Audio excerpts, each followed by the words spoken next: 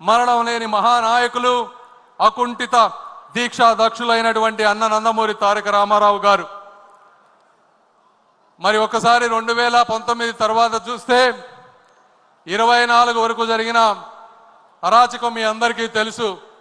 ఎలక్షన్ల ముందు వచ్చినప్పుడు, ఎలక్షన్లు 3-4 నెలల ముందు ఉన్నప్పుడు నాకు కూడా ఎంతోమంది, వందల మంది కార్యకర్తలు, నాయకులు మెసేజ్లు పెట్టేవాళ్ళు, ఫోన్లు చేసేవాళ్ళు.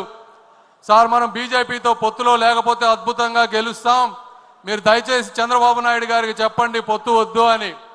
అయితే ఆ రోజు నారా చంద్రబాబు నాయుడు గారి దగ్గరికి వెళ్ళి నేను ఒకటే చెప్పాను, సార్, తలలు పగిలినా, రక్తం చిందినా వెనకడుగు వేయని ధైర్యవంతులైనటువంటి కార్యకర్తలు, మాలాంటి నాయకులు మీ అందరికీ వెనుకగా ఉంటాం.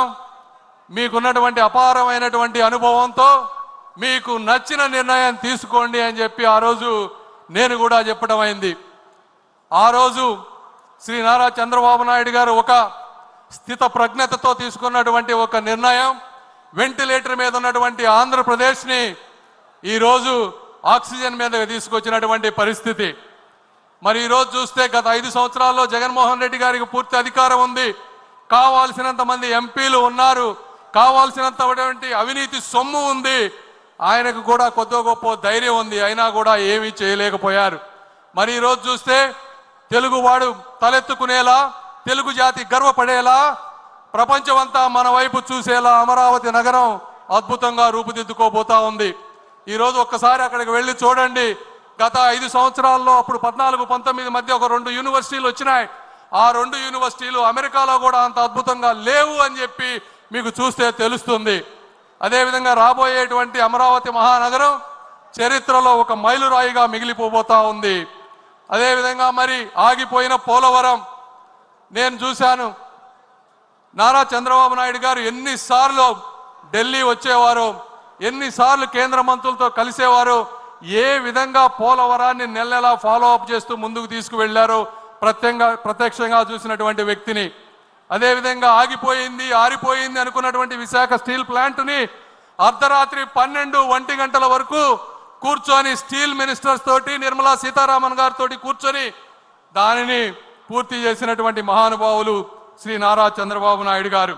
మరి ఈరోజు రాయలసీమ ప్రాంతం చూసుకుంటే 5,000 కోట్ల రూపాయలతో 2 పారిశ్రామిక పార్కులు వస్తూ ఉన్నాయి. బీపీసీఎల్ ద్వారా 95,000 కోట్ల రూపాయల పెట్రోకెమికల్ కారిడార్ వస్తూ ఉంది.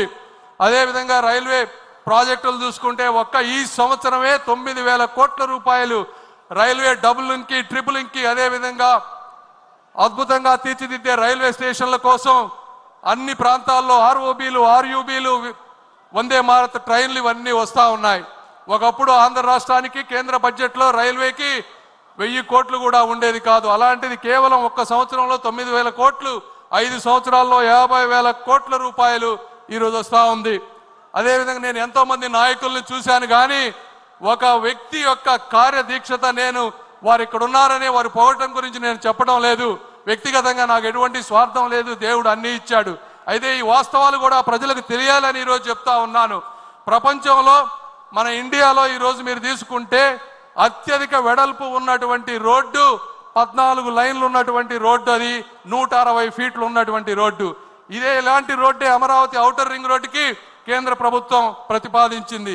అయితే నారా చంద్రబాబు నాయుడు గారు దాన్ని 230 ఫీట్ల రోడ్డు కావాలని అడిగారు. ఆ రోజు గడ్కరీ గారు ఉండి ఇండియాలోనే ఇంత పెద్ద రోడ్డు లేదు, అమరావతిలో అక్కడ జనం లేరు, ఎందుకు మీకు అంత పెద్ద రోడ్డు అంటే నారా చంద్రబాబు నాయుడు గారు చెప్పినవి, సార్ నేను ఉంటానో ఉండనో తెలియదు, ఈరోజు మీరు హైదరాబాద్ చుట్టుపక్కల చూస్తే ఒకప్పుడు అక్కడ కూడా కార్లు వెళ్ళేవి కాదు, ఈరోజు అక్కడ ట్రాఫిక్ జామ్ అయిపోతుంది. అయితే నాకు తెలుగు జాతిపై ఉన్నటువంటి ఒక నమ్మకం, ఆంధ్రప్రదేశ్ ప్రజలపై ఉన్నటువంటి ఆ స్ఫూర్తిపై ఉన్నటువంటి నమ్మకం, ఈ రోజు ఆంధ్రప్రదేశ్ ఈ రోజు ఇలా ఉంటే ఉండొచ్చు, కానీ 25 సంవత్సరాల తర్వాత అక్కడ 1 ఎకరం భూమి కూడా మేము కొనలేం. కాబట్టి మీరు ఎట్టి పరిస్థితుల్లో దాన్ని 230 ఫీట్లు చేయండి. దీనికి అవసరమైతే నేను 1000 కోట్ల రూపాయలు మా రాష్ట్రం నుంచి వస్తాను, నేను చూడకపోయినా నా ఆంధ్ర రాష్ట్ర ప్రజలు ఈ రోడ్డుపై అనుభవించాలి అని చెప్పినటువంటి వ్యక్తి, దీనికి నేను ప్రత్యక్ష సాక్షి అని చెప్తా ఉన్నాను.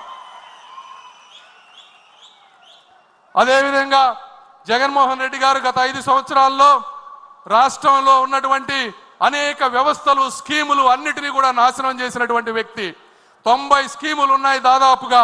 90 స్కీముల్లో 90 స్కీములు కూడా ఒక ఇన్స్టాల్మెంట్ తీసుకొని వాటికి స్టేట్కి మ్యాచింగ్ ఇవ్వాల్సిన డబ్బులు ఇవ్వకుండా ప్రతి వ్యక్తికి వ్యవస్థకి అన్యాయం చేసినటువంటి వ్యక్తి శ్రీ జగన్మోహన్ రెడ్డి గారు.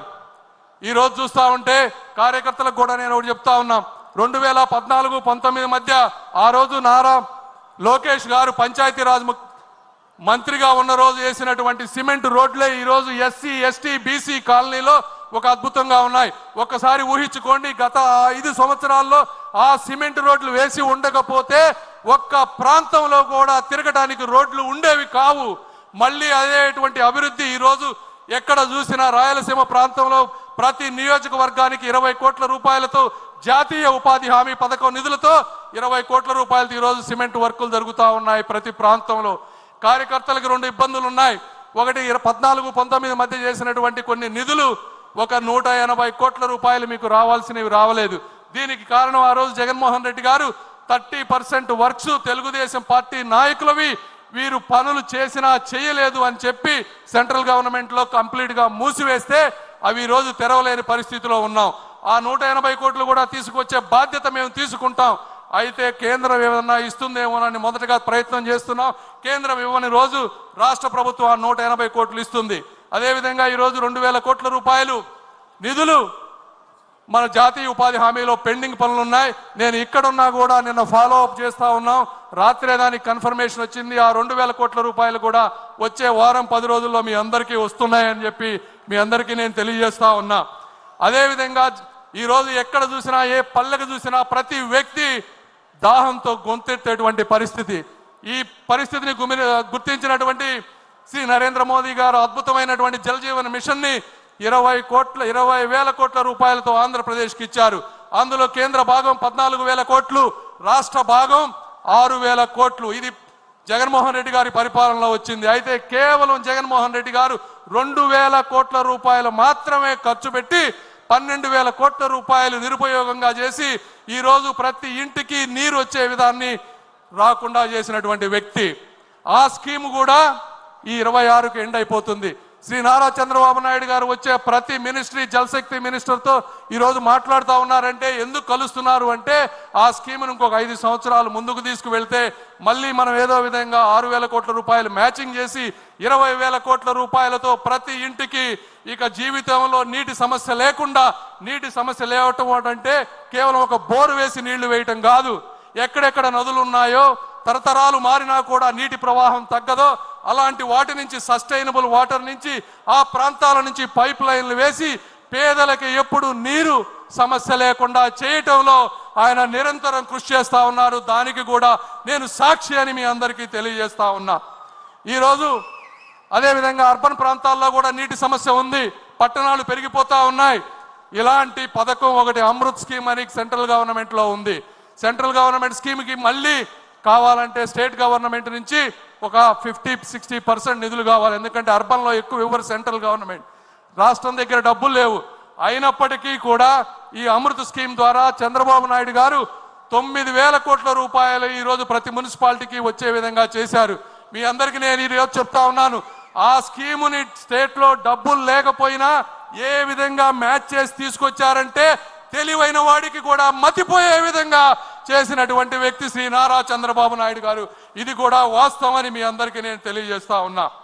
అదేవిధంగా ఇవన్నీ జగన్మోహన్ రెడ్డి గారు 24 గంటలు మైనారిటీలు, నా ఎస్సీలు, నా ఎస్టీలు, నా బీసీలు అని మాట్లాడుతూ ఉంటారు. ఆయన చేసినటువంటి అన్యాయం మీకు ఒకటి చెప్తా. ఒక స్కీమ్ ఉంది. నేను మా గుంటూరు ప్రాంతంలో మైనారిటీ సోదరులు చాలా ఎక్కువ మంది ఉన్నారు. ఈ మైనారిటీ సోదరులకు ఏదన్నా చేయాలని చెప్పి ఆ మైనారిటీ మినిస్ట్రీకి వెళ్తే PMJVK అని ఒక ప్రధానమంత్రి జన వికాస్ కార్యక్రమం అని ఉంది. దీనికి సంవత్సరానికి 2,000 కోట్ల రూపాయల నిధులు ఉన్నాయి. గత 3 సంవత్సరాల్లో ఒక్క రూపాయి కూడా వాడుకోలేదు. ఎందుకు వాడుకోలేదయా అంటే మనం ఉన్నప్పుడు 500 ప్రాజెక్టులు తీసుకొస్తే కేవలం 55 మాత్రమే కట్టారు. సెంట్రల్ టీము, స్టేట్ టీము వచ్చి వెరిఫై చేస్తే అందులో సగం కట్టలేదు. నిధులన్నీ దుర్వినియోగం అయిపోయినాయి.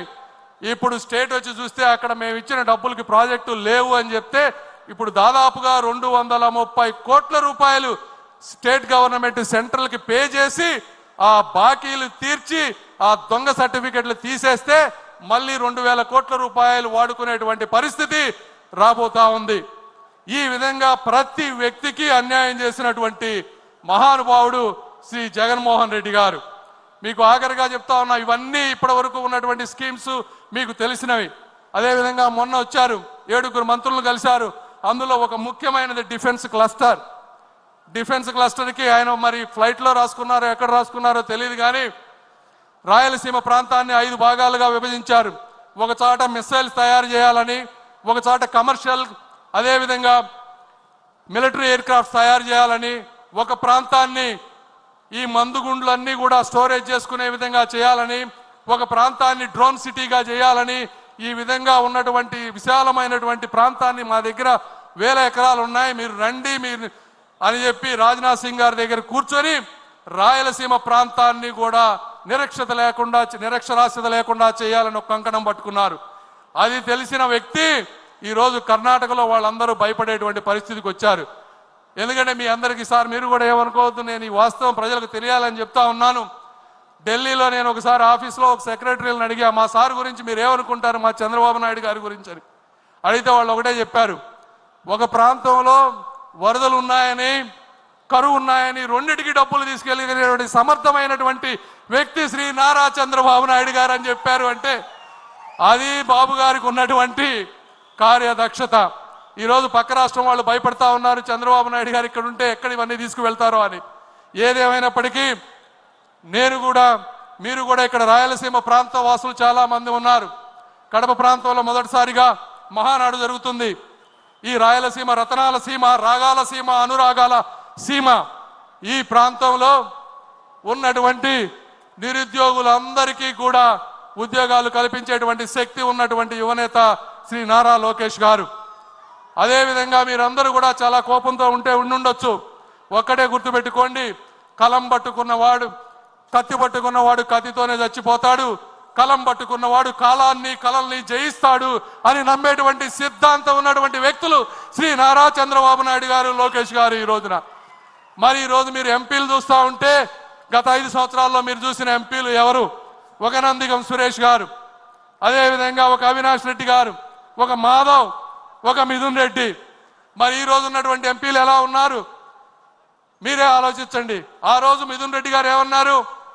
ఒక నిండు సభలో అధికార మదంతో, అవినీతి సొమ్ముతో, ఏకవచనంతో యువతకు స్ఫూర్తి అయినటువంటి బడుగు బలహీన వర్గాలకు చెందినటువంటి కనీసం చీమకు కూడా అన్యాయం చేయనటువంటి చిరునవ్వుతో చిందించే రామ్మోహన్ నాయుడు గారిని ఏమన్నారో మీ అందరికీ తెలుసు. అలాంటి వ్యక్తిని ఈ రోజున కేంద్ర మంత్రిని చేసి దేశ విదేశాలు చెప్పుతూ అందరి చేత సెల్యూట్ కొట్టించే విధంగా చేసినటువంటి వ్యక్తి శ్రీ నారా చంద్రబాబు నాయుడు. మరి ఈరోజు ఉన్నటువంటి ఎంపీలు ఎవరు? ఒక దగ్గుమళ్ళ ప్రసాదరావు గారు, ఒక కృష్ణప్రసాద్ గారు, ఒక బైరెడ్డి శబరి గారు. ఇలాంటి గొప్ప గొప్ప చదువుకున్న వ్యక్తులందరినీ కూడా రాజకీయాల్లో తీసుకొచ్చారు. వీళ్ళందరూ అక్కడ ఉన్నటువంటి ఎంపీలందరికీ జగన్మోహన్ రెడ్డి గారు మైన్స్ అప్పచెప్పారు, మందు అప్పచెప్పారు. బాబు గారు ఏమప్పచెప్పారో తెలుసా?